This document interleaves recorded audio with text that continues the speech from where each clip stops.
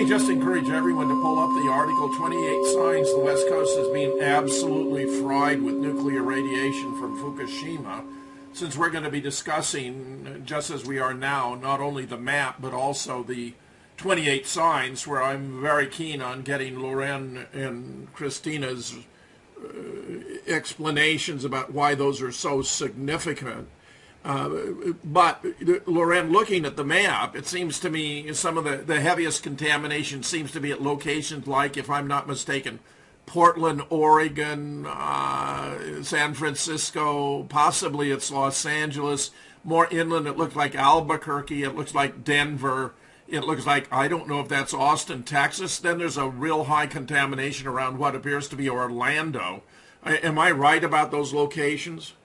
Those are all either locations where nuclear power plants, nuclear labs are located, and I've collected baby teeth and done studies with the Radiation and Public Health Project around those regions. In the Seattle, the Northwest area, including Portland, the Hanford Nuclear Weapons Lab, which has produced plutonium for decades, has really contaminated the Columbia River with constant releases of radiation that the fish populations are affected.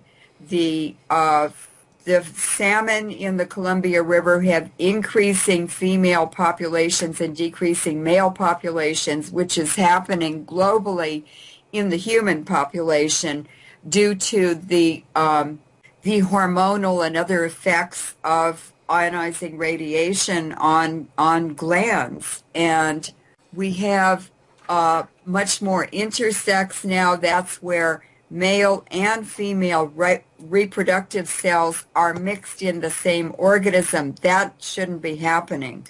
And so polar bears in the Arctic, where the Russians, the Soviets, did nuclear bomb tests, the females look normal and they have cubs with them, but they also have vestigial penises as well as female reproductive organs.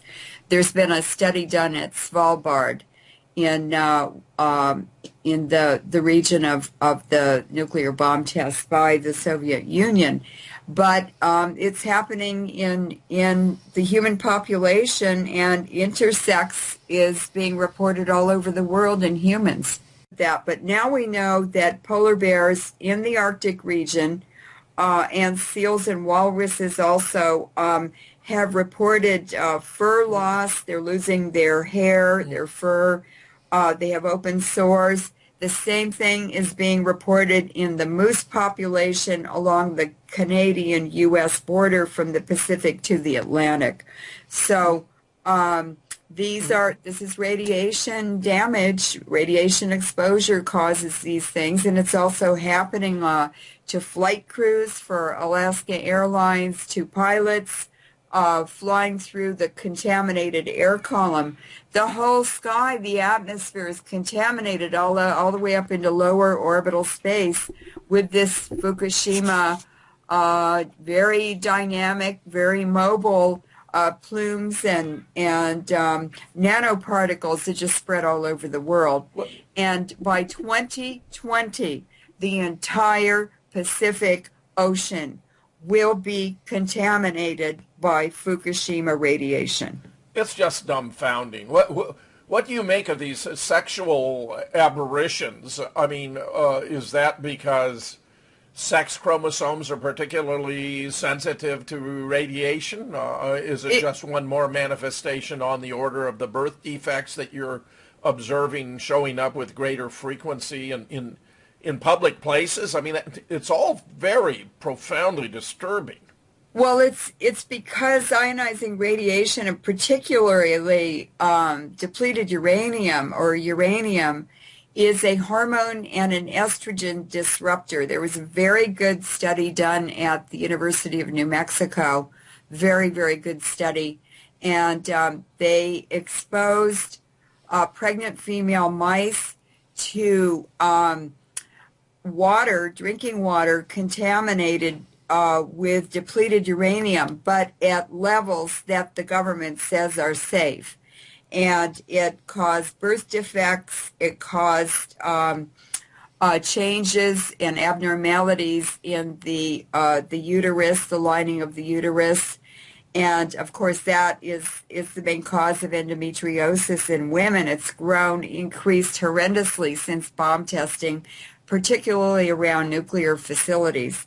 So, when you change the messenger molecules in the reproductive system, all kinds of strange things happen. This isn't normal. It shouldn't be happening, and men shouldn't have female reproductive cells in them, and women shouldn't have male reproductive cells in them. This is all new, and it's part of the miracle, of the nuclear age. It's a nightmare. Christina, are you detecting, or are there any indications of similar serious sexual abnormalities in Michigan or other areas with which you're acquainted? Not that I've had time to look into. Of course, it's difficult to find this information because it's not shared freely by the public health departments.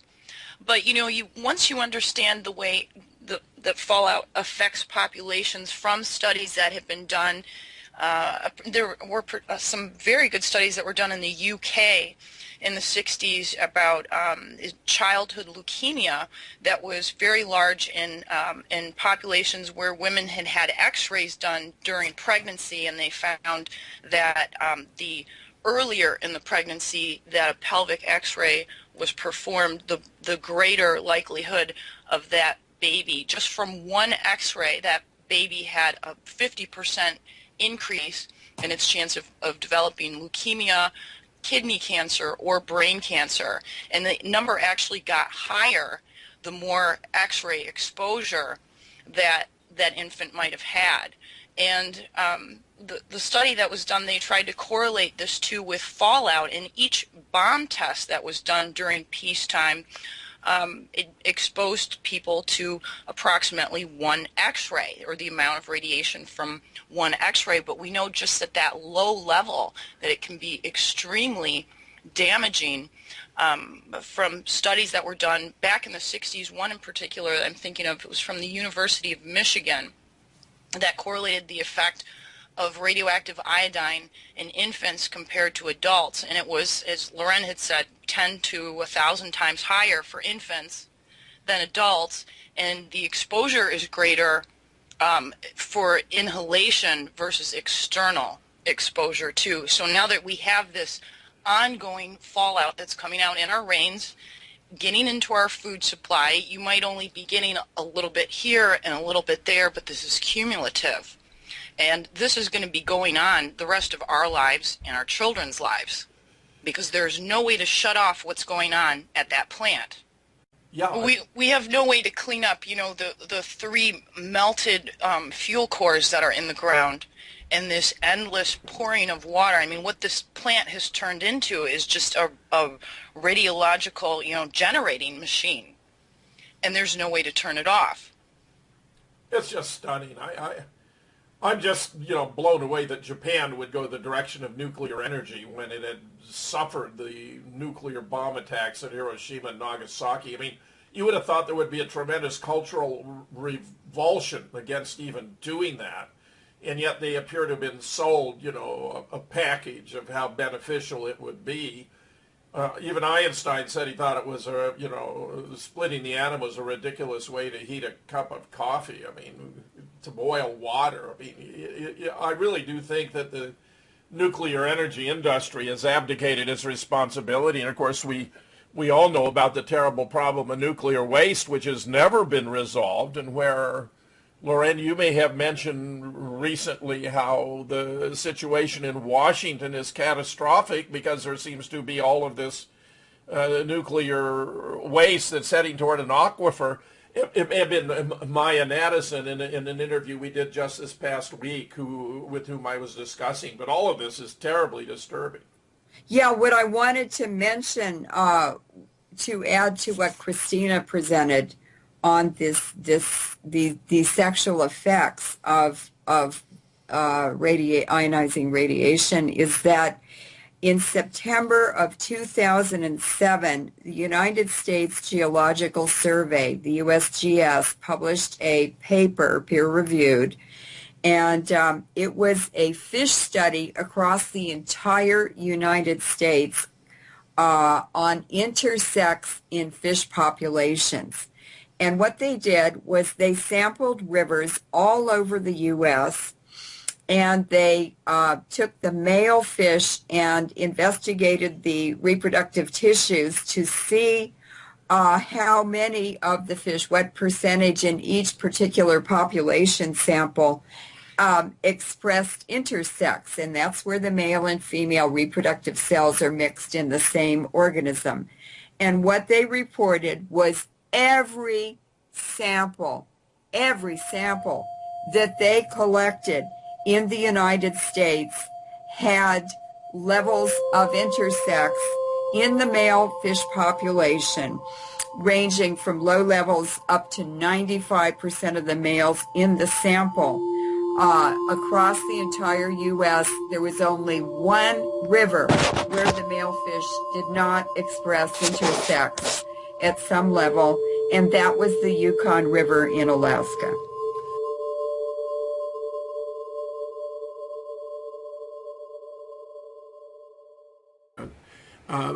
But, Leuren, looking at the map, it seems to me some of the heaviest contamination seems to be at locations like, if I'm not mistaken, Portland, Oregon, San Francisco, possibly it's Los Angeles.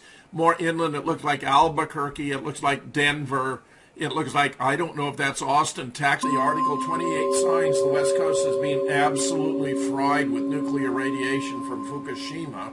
Since we're going to be discussing, just as we are now, not only the map, but also the 28 signs, where I'm very keen on getting Leuren and Christina's explanations about why those are so significant. Health project around those regions. In the Seattle, the Northwest area, including Portland, the Hanford Nuclear Weapons Lab, which has produced plutonium for decades, has really contaminated the Columbia River with constant releases of radiation that